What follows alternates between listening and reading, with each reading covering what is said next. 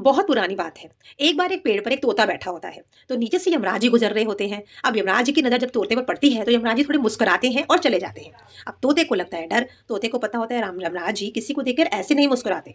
ज़रूर यहाँ तो मेरी मृत्यु निकट है, तभी मेरे को देख के मुस्कुराए हैं। अब तोता डरता है, अब तोता क्या करता है, अपने मित्र को याद करता है। अब तोते का मित्र कौन होता है? तोते का मित्र होता है गरुण जी, जो कि विष्णु जी के वाहन है। अब तोता जाता है अपने मित्र के पास, गरुण जी के पास जाता है और गरुण जी को सब बात बताता है कि ऐसे-ऐसे यमराज जी मुझे देख के मुस्कुराए थे कल। अब गरुण जी कहते हैं कि तू फ़िक्र मत कर, ऐसा कुछ नहीं होने वाला। मैं तेरे को इतनी दूर छोड़कर आऊँगा, तेरे को बिल्कुल मृत्यु आनी भी होगी तो आएगी नहीं। अब गरुण जी तोते को अपनी पीठ पर बिठाते हैं, उसे 7 समुंदर पार एक पर्वत की एक छोटी-सी गुफ़ा में बिठाकर आ जाते हैं। अब उसे कहते हैं कि तू फ़िक्र मत कर, यहाँ तेरे को कोई मृत्यु छू भी नहीं सकती। तेरे को मैंने इतनी दूर भेज दी है, तू यहाँ पर बिल्कुल सुरक्षित है, तेरे को कोई मृत्यु नहीं छू सकती।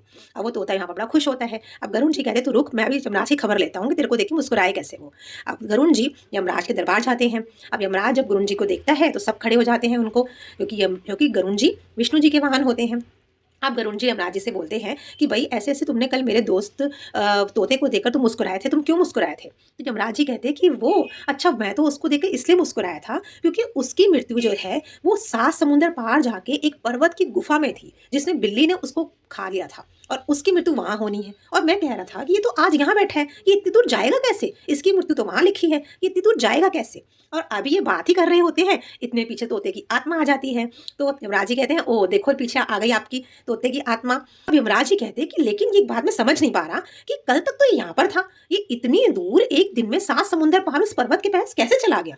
ये जा तो नहीं सकता, इतनी तो इसकी उड़ान नहीं है। तो गरुण जी पीछे से बोलते हैं कि इसको मैं ही लेके गया था। अब इस कहानी से हमें क्या शिक्षा मिलती है? इस कहानी से हमें शिक्षा मिलती है कि हमारी मौत जहाँ होनी है, जिस हालातों में होनी है, जिस जगह होनी है, वहाँ हम खुद पहुँच जाते हैं। सब कुछ पहले से ही लिखा होता है। हमारे जन्म के साथ हमारी मृत्यु का फरमान भी लिखा होता है। इसलिए हमेशा नाम जप करो, क्योंकि पता नहीं है कब मृत्यु आ जाए। पता नहीं है हमें कौन से क्षण मृत्यु आ जाए। अगला पल भी हम जिएँगे, नहीं जिएँगे, किसी को कुछ नहीं पता। हमारी मृत्यु का फरमान तो वहाँ से चल पड़ा है। किस वक़्त पहुँच जाए, कुछ नहीं पता। किन हालातों में मृत्यु होनी है, कुछ नहीं पता। किस जगह मृत्यु होनी है, कुछ नहीं पता। हर दिन कम हो रहा है, हर सेकंड कम हो रहा है हमारी ज़िंदगी का। हमें डर कर रहना चाहिए। इस बात से डरना चाहिए कि कब उस मृत्यु के फरिश्ते हमें लेने आ जाएँ। तो इसलिए हम क्या करें?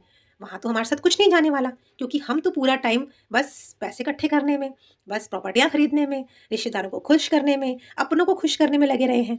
अपने लिए तो हम कुछ भी नहीं कर रहे।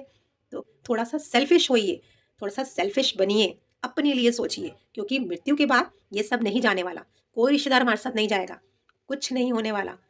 जो मृत्यु के बाद जाएगा हमारे साथ, वो है हमारा लिया हुआ नाम।